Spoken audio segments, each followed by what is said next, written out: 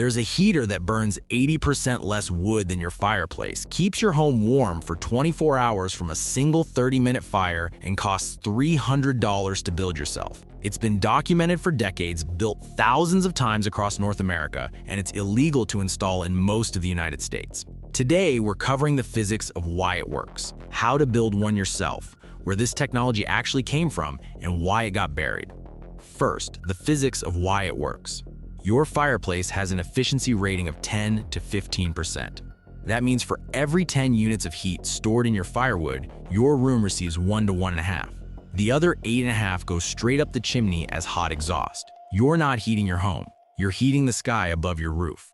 A modern EPA-certified wood stove does better, reaching 60 to 80% efficiency. But it stores almost no heat in the structure itself. When the fire dies, the warmth dies with it inside an hour. A rocket mass heater runs at 80 to 90% efficiency, and it doesn't just burn the fuel more completely. It captures the exhaust heat inside a thermal mass before it can escape. That's the entire game. Not generating more heat, capturing the heat you've already generated. Here's how the combustion works. The rocket mass heater uses a J-tube feed system and an insulated combustion chamber. You feed wood horizontally through the short side of the J. The fire burns at the bend. The vertical section of the J creates a powerful natural draft that pulls fresh air directly through the burning zone.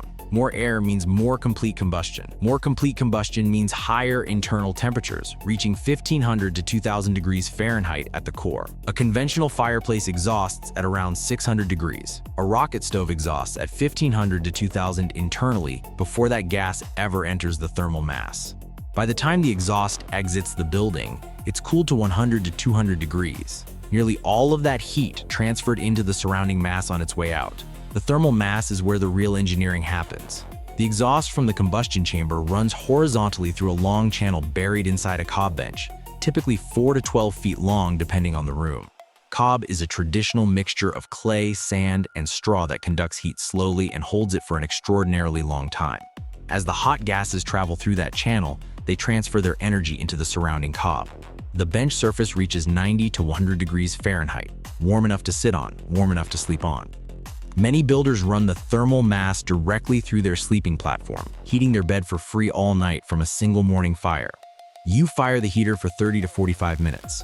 The cob stores that energy and releases it slowly over the next 12 to 24 hours. One armload of sticks from your backyard. 24 hours of heat without touching it again. The emissions numbers are the detail that makes the legal situation genuinely absurd, and we'll get to that. Rocket mass heaters produce particulate emissions 80 to 95% lower than conventional fireplaces and 50 to 70% lower than modern EPA-certified wood stoves. The device the building code calls illegal produces a fraction of the pollution of the device it certifies as compliant. Now here's how you actually build one, what it costs, and why anyone with basic tools can do this in a weekend. The core components of a rocket mass heater are a J-tube combustion unit, an insulated firebox, a horizontal exhaust channel, and the thermal mass surrounding it. None of these require manufactured parts, and none require professional installation. The J-tube is typically built from firebrick or refractory clay, materials available at any masonry supply store for under $50. The combustion chamber is insulated with perlite, the same lightweight volcanic mineral used in potting soil, which handles extreme heat without cracking or degrading. The thermal mass channel is built from cob packed around a removable form. You mix the cob on site from clay subsoil, coarse sand, and straw in roughly equal proportions by volume. The mix is tested simply by rolling a ball in your hands. If it holds together without cracking and doesn't stick to your palms, the ratio is right. You pack it around your flue form, let it cure for 2 to 4 weeks, then remove the form to leave the channel hollow. The benchtop is finished with additional cob, smoothed and sealed. Total material cost for a basic system runs $200 to $500 depending on whether you source clay locally or purchase it. Labor is your own time, typically 1 full weekend for the structure and another few days for finishing and curing. The burn process takes some learning, but not much. You start the fire at the top of the feed tube with small kindling and gradually add larger pieces as the draft establishes. A properly functioning rocket mass heater makes a distinct low roar as combustion intensifies, which is exactly where the name comes from. The draft is self-regulating. The hotter the fire burns, the stronger the draft pulls, which brings in more air, which burns hotter. The system finds its own equilibrium. Once you understand the rhythm of it, a morning firing takes less effort than making coffee. The bench design is where builders get creative. Some run the thermal mass as a long curved bench along one wall. Some build it as a raised sleeping platform, which is essentially a modern version of a heating system that's been keeping people alive through brutal winters for 3,000 years. Some integrate it into a kitchen counter or work surface. The cob is sculptable while wet and rock solid when cured, so the form follows whatever the space needs. This is not a manufactured product you install. It's a structure you build to fit your life. Here's where the story gets interesting, because this technology didn't appear from nowhere. It's been proven across 3,000 years of human history on 3 separate continents. Roman engineers built hypocausts under bathhouse floors 2,000 years ago. Hot combustion gases ran through channels beneath raised stone floors, heating the thermal mass above before exiting through vents in the walls. The fire was small. The stone was massive. The stone held heat long after the fire died. Roman soldiers stationed in Britain used this system to survive winters the Mediterranean engineers had never experienced. It worked then, and the physics hasn't changed since. Korean engineers refined the same principle into the Ondol over 3,000 years of continuous development. A furnace positioned outside the room channeled exhaust gases beneath a raised stone floor before venting outside.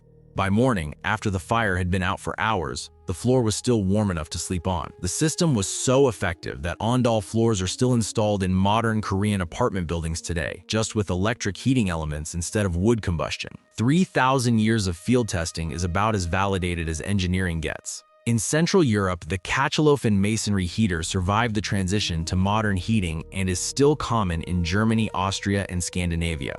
These are massive clay and tile stoves, sometimes weighing several tons, built into the structure of the home.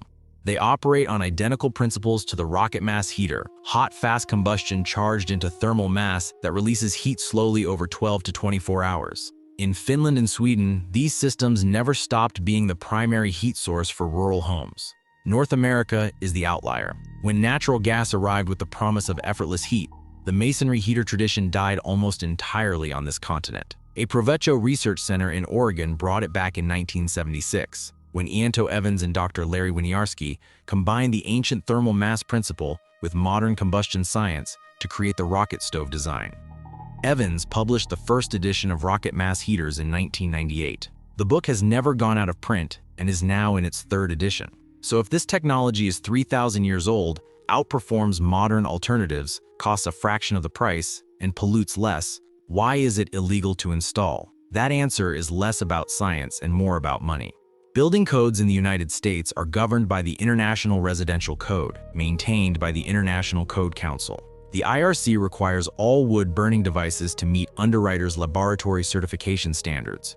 UL certification costs around $50,000 per appliance model, and a manufacturer absorbs that cost across thousands of identical units. A rocket mass heater is site-built. Every installation is different. The thermal mass might be 4 feet or 12 feet long. The flue routing depends on the room. The cob mix depends on local clay. There's no manufacturer to seek certification, no production model test, and no pathway in the code that fits a site-built thermal mass heater. The code didn't set out to ban rocket mass heaters. It was written for manufactured appliances, and when site-built heaters tried to exist in that framework, there was simply no category for them. Now, this is where it gets genuinely frustrating. Masonry heaters are fully code legal. A masonry heater operates on identical physics to a rocket mass heater, identical, hot, fast combustion charged into thermal mass, slow heat release over 12 to 24 hours, emissions dramatically lower than conventional stoves. A masonry heater costs $10,000 to $30,000 installed by a certified mason. A rocket mass heater costs $200 to $500 if you build it yourself. The expensive version is legal. The affordable version isn't. The device accessible to homesteaders, off-grid families, and low-income rural households is the one without a legal pathway. The one the code protects is the one only accessible to people who can spend $30,000 on a heating system. In more than 37 states, local codes include what's sometimes called the 20-acre rule, where site-built devices are tolerated only on properties of 20 acres or more. The $300 heater is legally available only to people who already own that much land. Insurance companies deny coverage for structures with unlisted heating devices regardless of the cause of any fire.